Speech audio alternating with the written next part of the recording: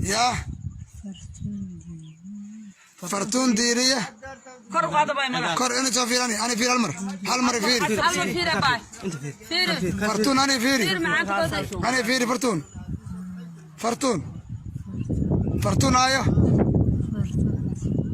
فرتون آيو فرتون ديرية عقال فرتون عافمات كذا كور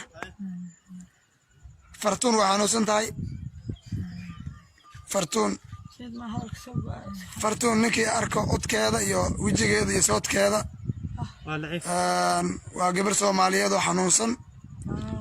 وحنا وبندقينا إن أن معناها أن دتك ودوينا يقانو أو أقونصده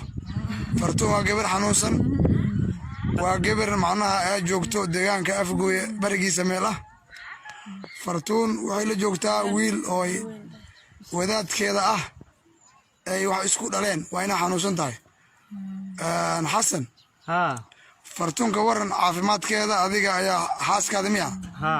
هاي صاحب فرتون مدة بدن أيان هاي وأنا اللي تاحوجا معنا إن وجع كروات أوت كذا ما قالنا حنون أياك سوى وجهي حنون سوى وجهي واقرته وحنون سنتاي واقرته مدة بدن وهايا مدة بدن وايسا مستني يقولون نوشاي 6 سنة عمل 6 سنة يقولون نوشاي فرتون وحال كذا يوح قرابة إذا ما ركت مية هاي واقرته هاي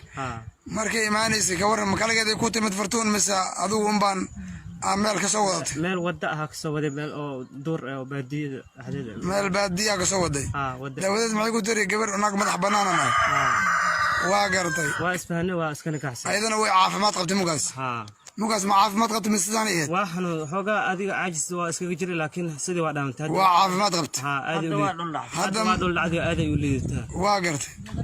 hadda meeqaday ku dhashay 3 carruur ay dhashay laba waa iga saqiir 3 carruur ay ku dhashay laba waa ka saqiirtay mid gabar ayaa ku joogto si fiican fartuun waxa ahalkeedii wax qaraabadeeda ma aragtay midna ma hayso waa gartay ayada ka waran caafimaadkeeda ka waran hadda maxay cunto ahaan raashin maalin waa iska cuntaa waxaa loo geeyo maalina ma cunto adiga marba si waa adiga caafimaadkeeda caadi ma fartuun ay u dhalatay فرتون سدا إيدا أي شيء دليشة وحي ترى مريحانة هاي دار فرتون يفير هالمر دليشة إذا ما يدري فرتون وعنا هاي قبل مريحانة مريحانة يكتاي وقردع يكتاي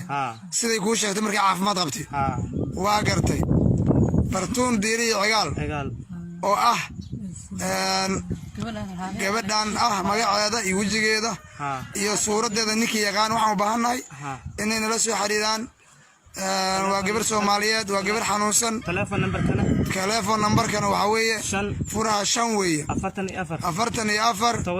44 waxaan haysto waxa haayo ninka wadaadka oo xaaska Xasan Maxamed Ibraahim waa wadaadkayda nooshahay oo ay u dhashay 3 caruur laba ay ka naqatay iyo hal ay u joogo fartuun maxaa ku maqashay meelahan markay joogtay ilmo kale meel ku soo dhashay mise maaragta carruur kala soo dhalay intay ku noo sheegtay qof kale iga dhalay intay ku noo sheegtay carruurteeda carruurta mid waa iga dhintay dhahday isbitaal banaadir ku dhintay midna aabisa isticmaalays ninka oo ka dhalay waa ninka ka dhalay nin oo abgaalo hilaaba warsangiin nin abgaalo hilaaba waa intuu ku nool yahay oo wuxuu ku nool yahay xamar hadda laakiin ma ogid meel uu ku nool yahay